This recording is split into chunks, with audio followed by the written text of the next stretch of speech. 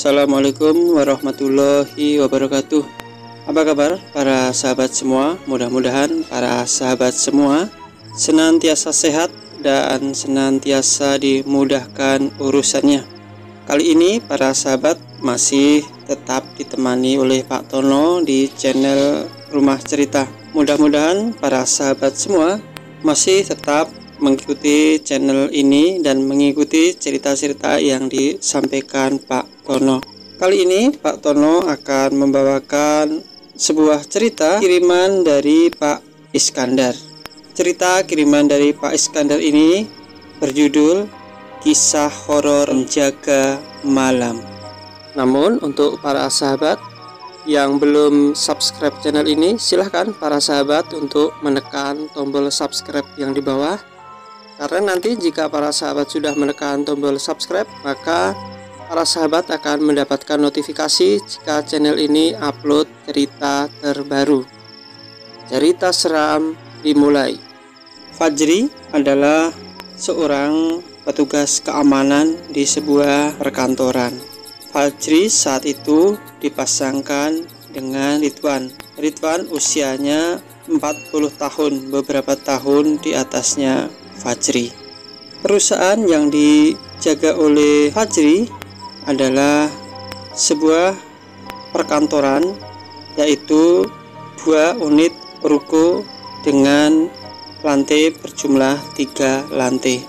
Bangunan itu luasnya kurang lebih 10 meter, kemudian panjang ke belakangnya kurang lebih 15 meter. Fajri biasanya memang hanya ditemani oleh Pak Ridwan saja, karena memang security yang ada di perusahaan ini ada 5 orang, biasanya siang 2 atau 3 orang, kemudian malamnya 2 orang. Jika siang memang suasananya biasa, karena di kanan dan kiri dari perusahaan ini cukup ramai juga para pebisnis yang ada di situ, ruko-ruko di situ juga banyak sekali yang menghuni. Namun jika malam hari, perusahaan-perusahaan itu tidak mengerahkan petugas penjaga untuk jaga malam, dan hanya di perusahaan yang saat ini ditunggui oleh Fajri yang memang ada petugas keamanannya. Fajri biasanya mengunci pintu perusahaan, dan dia dengan Ridwan biasanya duduk di teras di perusahaan itu. Hal ini untuk menjaga jangan sampai nanti ada orang yang berniat tidak baik bisa masuk ke perusahaan. Namun terkadang mereka bosan juga jika terus-menerus di luar. Terkadang mereka masuk ke dalam sekedar untuk menonton televisi di ruang tamu perusahaan. Seperti halnya malam itu, Fajri dan Ridwan berada di ruang tamu perusahaan yang memang kebetulan masih ada saluran televisi yang belum mati. Saat itu jam telah menunjukkan pukul 11 malam. Ridwan saat itu berkeliling ke lantai 2 dan lantai 3 untuk memastikan tidak ada apa-apa yang mencurigakan di perusahaan itu. Fajri saat itu di ruang lantai 1 di ruang tamu sendirian, dan saat itu Fajri sepertinya mendengar sebuah deru nafas yang agak kencang, dan tak biasanya nafas itu begitu kuat terdengar. Fajri saat itu tidak menaruh curiga apapun dengan suara yang didengarnya itu. Namun ketika Fajri menoleh ke belakang di barisan kursi tempat duduk para tamu, saat itu Fajri melihat sosok makhluk berwarna hitam dan sepertinya berbulu sangat lebat. Makhluk itu terlihat matanya memancarkan cahaya berwarna merah. Saat itu Fajri tidak bisa berkata apapun, bahkan saat itu tubuhnya terasa begitu lemas.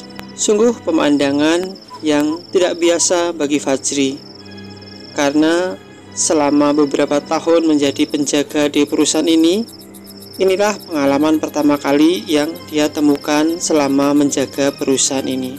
Dan tak lama kemudian Fajri mendengar sosok langkah yang menuju ke arahnya. Ternyata sosok itu adalah Pak Ridwan yang berjalan menuju ke arahnya.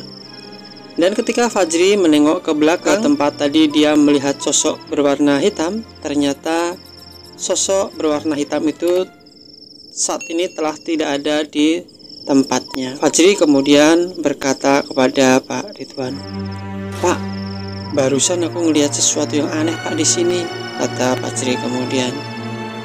"Ah, kamu jangan aneh-aneh, kita juga biasa nggak pernah lihat apa-apa kok di sini," kata Pak Ridwan. Mereka kemudian meneruskan menonton TV sambil menikmati secangkir kopi. Hingga tanpa sadar, sekitar jam 1 mereka masih terus mengobrol. Dan tak lama kemudian, rolling door yang ada di tempat itu berbunyi.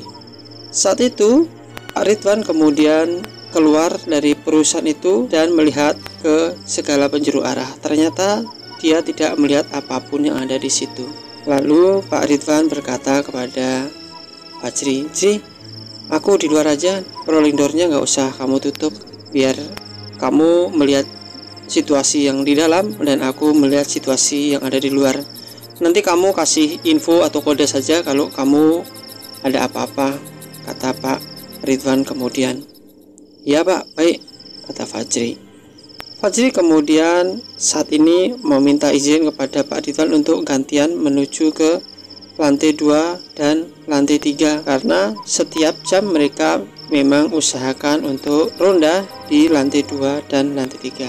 Saat itu Fajri telah berada di lantai 2 dan ketika dia telah melewati tangga yang menuju ke lantai 2, dia merasakan ada satu langkah yang ada di belakangnya. Tok, tok, tok. Terdengar suara langkah seseorang yang ada di belakangnya. Dan ketika Fajri menengok ke arah sumber datangnya suara, saat itu dia melihat sosok perempuan tengah berjalan naik dari lantai bawah ke lantai 2. Saat itu Fajri langsung berpikir, "Wah, ini nggak bener, ini nggak mungkin ada wanita tengah malam begini, apalagi tadi pas di bawah aku hanya berdua dengan Pak Ridwan dan ini jelas sesuatu yang aneh," kata Fajri kemudian. Fajri kemudian membaca bait-bait kalimat suci, terus membaca kalimat-kalimat itu supaya hatinya tenang. Namun sosok itu terus melangkah dan berusaha mendekatinya. Saat itu Fajri bergerak mundur dan semakin ke tengah ruangan. Namun sosok itu terus mendekatinya. Dan saat itu kebetulan lampu yang ada di ruang lantai 2 masih ada yang menyala, yaitu di ruang tengah. Dan kemudian sosok itu pun jelas terlihat oleh Fajri. Sosok itu sosok seorang wanita berumur kurang lebih 40 tahunan, mengenakan pakaian khas perkantoran. Namun yang aneh adalah ternyata wanita itu berjalan pincang. Kemudian salah satu tangan dari perempuan itu tampak mengucurkan darah segar dan menetes ke lantai. Tampak wajah perempuan itu pucat pasi berwarna putih. Sungguh saat itu ini adalah satu pemandangan yang begitu menakutkan buat Fajri, karena selama menjaga perusahaan ini, inilah kali pertama dirinya menemukan kejadian aneh. Saat itu Fajri bingung, karena kalau dia ingin ke lantai 1 maka dia harus melewati makhluk itu. Tapi jika dia ingin ke lantai 3, ini malah tidak mungkin, karena justru ini makin menakutkan. Fajri kemudian berteriak-teriak dan memanggil Pak Ridwan. "Pak Ridwan, tolong, tolong," kata Fajri sambil berteriak. Namun tetap saja Pak Ridwan yang diharapkan untuk datang ke ruangan itu tidak datang juga. Fajri kemudian berjalan ke arah tengah ruangan, berharap makhluk itu hilang dari pandangan matanya. Benar saja, makhluk itu memang kemudian tak tampak lagi oleh dirinya. Dan ketika makhluk itu sudah tak tampak, Fajri berniat untuk ke bawah. Namun ternyata Saat dia menengok ke arah tangga, saat itu dia melihat ada lagi sosok wanita yang duduk di tempat itu. Ya, sosok tadi yang terlihat saat itu tengah duduk di pertengahan tangga. Dan Fajri merasa tidak mungkin dia untuk melewati sosok itu seorang diri. Ketakutan yang dirasakan olehnya saat itu terlalu besar untuk melewati sosok itu seorang diri. Saat itu Fajri kemudian memukul-mukul tembok dengan sendok yang ada di tempat itu dengan maksud untuk menimbulkan suara-suara supaya Pak Ridwan mengenali suara itu dan naik ke atas untuk membantu dirinya. Namun usaha ini sia-sia karena ternyata Pak Ridwan tidak datang ke atas. Kali ini Fajri juga tetap berteriak-teriak meminta pertolongan dari Pak Ridwan. Namun ternyata Pak Ridwan tidak datang juga. Saat itu Fajri tampak begitu putus asa, dan saat itu diniatkan oleh dirinya dia harus ke lantai 1 walaupun dia harus melewati makhluk itu. Dan dengan keberanian yang dipaksakan, akhirnya Fajri berjalan ke arah tangga dan berusaha melewati makhluk itu. Makhluk yang tengah duduk itu ketika didekati oleh Fajri, baunya sangat busuk seperti bau bangke. Kemudian ketika dia menengok sekilas ke wajah perempuan itu, ternyata wajah perempuan itu sudah membusuk dan rusak. Dan ketika Fajri beberapa langkah telah melewati sosok perempuan itu, tampak sosok perempuan itu merangkak dan mencoba meraih kaki Fajri. Namun Fajri yang menyadari hal itu, kemudian dia melangkahkan kakinya lebih kencang untuk bisa secepatnya ke lantai 1. Dan Fajri yang saat itu ketakutan kemudian tetap berteriak-teriak. Dan ketika dia di lantai bawah, ternyata saat itu dia telah melihat Pak Ridwan tengah tertidur sambil menonton televisi. Saat itu dia berusaha untuk membangunkan Pak Ridwan. Namun di samping televisi, saat itu dia melihat sosok-sosok perempuan yang tengah duduk dan melotot ke arahnya. Sebuah tatapan yang begitu menakutkan saat itu terlihat. Sosok dua wanita itu wajahnya sama seperti yang di atas, tampak begitu rusak. Bahkan aroma anyir dari sosok-sosok ini rasanya ingin membuat Fajri muntah. Namun Fajri saat itu berusaha menguatkan dirinya. Dia kemudian berlari ke luar ruangan. Dan saat itu dia berniat untuk pergi menjauh dari tempat itu. Namun tak kala dia mengingat bahwa di ruangan itu masih ada Pak Ridwan, maka Fajri kemudian membatalkan niatnya. Aduh, masih ada Pak Ridwan di bawah, gimana nih kalau harus aku tinggalin, kata Fajri. Fajri kemudian mendekati Pak Ridwan dan dengan membawa sebotol air putih, dia menciprat wajah Pak Ridwan dengan beberapa tetes air putih. Dan tak lama kemudian Pak Ridwan pun siuman. Sosok-sosok itu saat itu sudah tak ada di tempat itu. Bangun Pak, sudah nggak ada Pak, kata Fajri. Ridwan kemudian terbangun, dan kala itu Ridwan kemudian menceritakan kepada Fajri bahwa tadi dia diganggu oleh sosok-sosok berbentuk wanita, dan sosok-sosok itu sempat seperti hendak mencekik dirinya, dan itulah yang kemudian membuat dirinya tak sadar. Beberapa saat kemudian setelah Ridwan tersadar, Fajri kemudian meminta kepada Ridwan untuk pindah jaga. Mereka kemudian pindah jaga di ruang teras, dan di ruang teras itu mereka tidak sempat diperlihatkan oleh sesuatu, walaupun suara-suara itu masih tetap terdengar di dalam ruang lantai 1 dan lantai 2. Suara-suara menghibah dan suara meminta tolong masih tetap terdengar sampai sekitar jam menunjukkan pukul 3 pagi.